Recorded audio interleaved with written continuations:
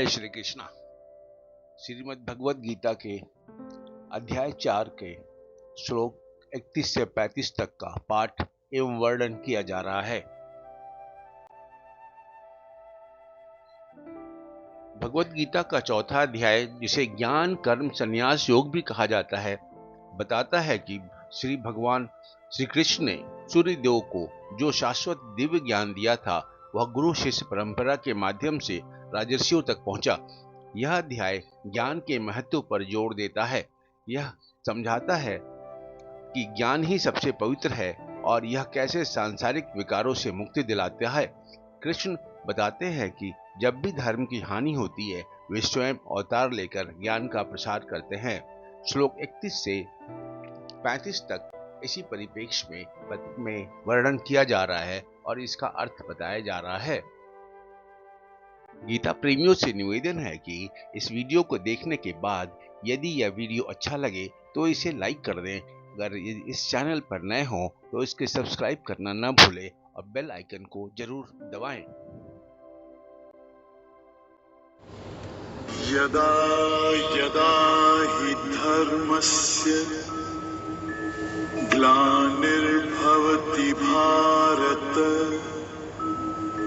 अभ्युत्थानम् अधर्मस्य तदात्मानं सृजाम्यहम् परित्राणाय साधूनां विनाशाय च दुष्कृताम् धर्म संस्थापनार्थाय संभवामि युगे युगे।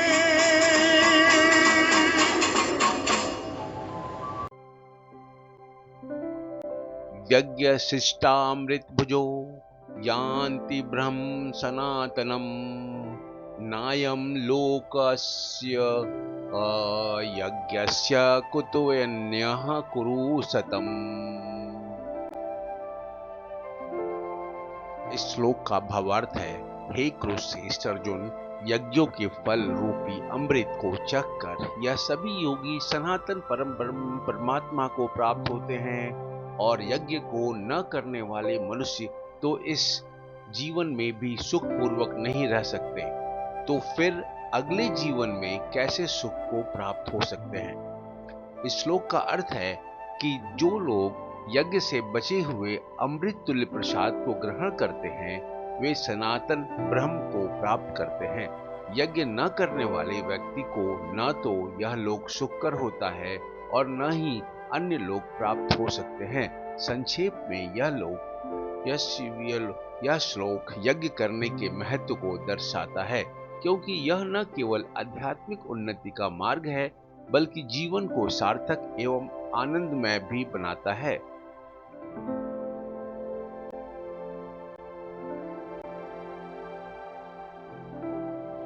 एवं बहुविद्या यज्ञा विदिता ब्राह्मणो मुखे कर्म जान विद्धि तान् सर्वानेव ज्ञात्वा विमोक्ष्यसे।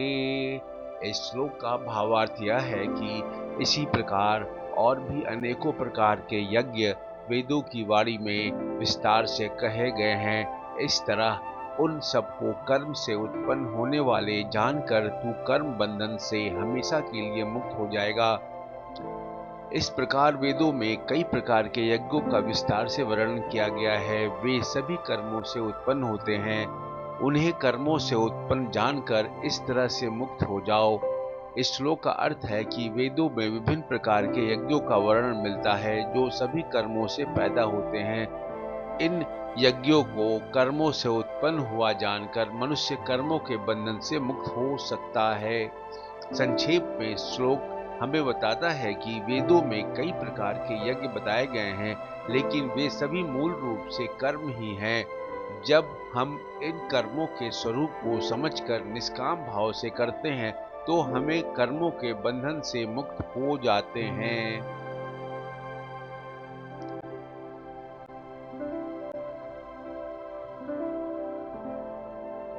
ज्ञान की महिमा।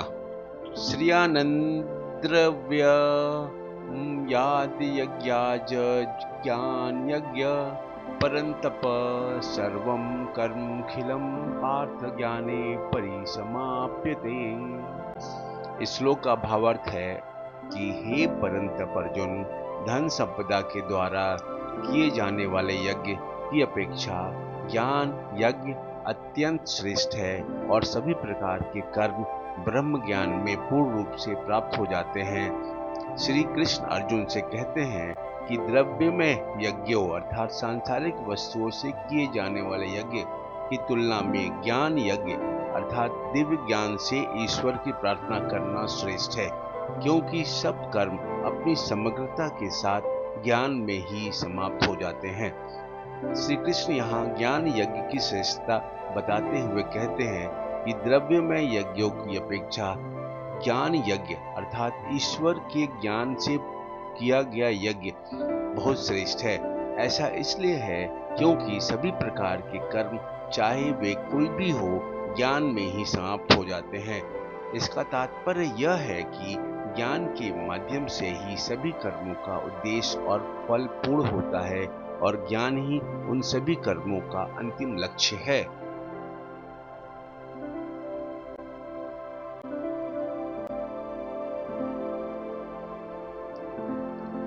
तद विदधि प्रणिपातेन परिप्रश्नेन सेव्या उपदेक्ष्यन्ति ते ज्ञानं ज्ञानिनस्त्वदर्शिनः। इस श्लोक का भावार्थ यह है कि यज्ञों के उन ज्ञान को तू गुरु के पास जाकर समझने का प्रयत्न कर, उनके प्रति पूर्ण रूप से शरणागत होकर सेवा करके विनीत भाव से जिज्ञासा करने पर वे तत्वदर्शी ब्रह्म ज्ञानी महात्मा तुझे उस तत्व ज्ञान का उपदेश करेंगे। भगवान श्री कृष्ण ज्ञान प्राप्त करने के लिए एक आध्यात्मिक गुरु अर्थात तत्वदर्शी ज्ञानी के पास जाने का मार्ग बताते हैं। उनका कहना है कि उस तत्वज्ञानी गुरु के पास पहुंचकर साष्टांग प्रणाम करके अर्थात प्रणिपात भाव से विनम्र भाव से प्रश्न पूछकर और उनकी सेवा करके वह तुम्हें दिव्य ज्ञान प्रदान करेंगे।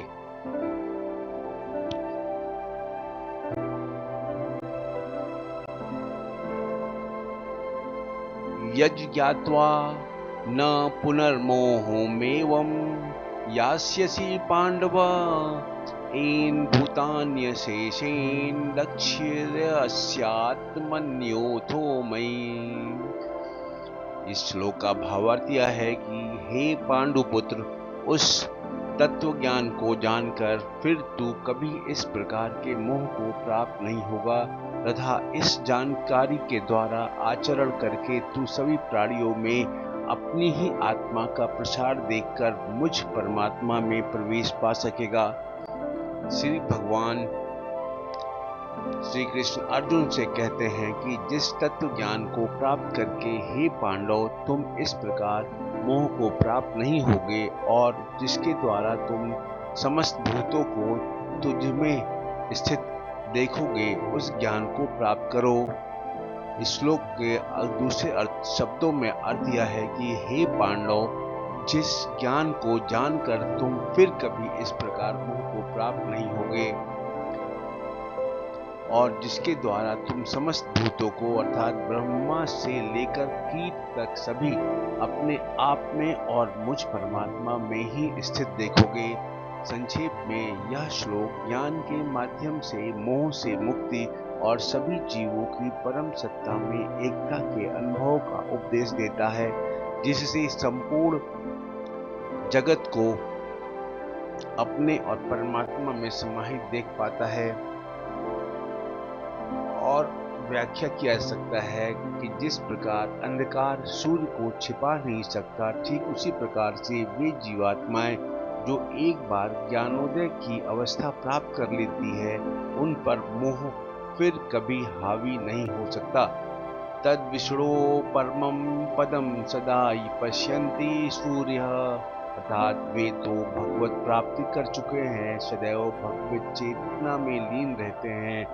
माया के कारण हम संसार को भगवान से भिन्न देखते हैं और देखते हुए कि क्या अन्य लोग हमें सुख देते हैं या हमें क्षति पहुंचाते हैं, इसी आधार पर हम अन्य लोगों के साथ मित्रता या शत्रुता रखते हैं। भगवत प्राप्ति के बाद प्राप्त होने वाला दिव्य ज्ञान संसार के प्रति हमारे विचार को परिवर्तित कर देता है। इस अवस्था को प्राप्त संत संसार को भगवान की शक्ति के रूप में देखते हैं और उन्हें जो प्राप्त होता है उसका प्रभाव वे भगवान की सेवा के लिए करते हैं। वे समस्त जीवों को भगवान के अंश के रूप में देखते हैं और सबके प्रति दिव्य मनोभाव रखते हैं। इसलिए राम भक्त हनुमान कहते हैं, सिया राम मैं सब जग जानी, करऊं प्रणाम जोर जुग पानी। यह चौपाई रामचरितमानस से लिया गया है। इसका अर्थ यह है कि मैं सब प्राणियों में भगवान राम और सीता के रूप में देखता हूँ, इसलिए मैं दोनों हाथ जोड़कर प्रणाम करके देखते हुए सबका आदर करता हूँ।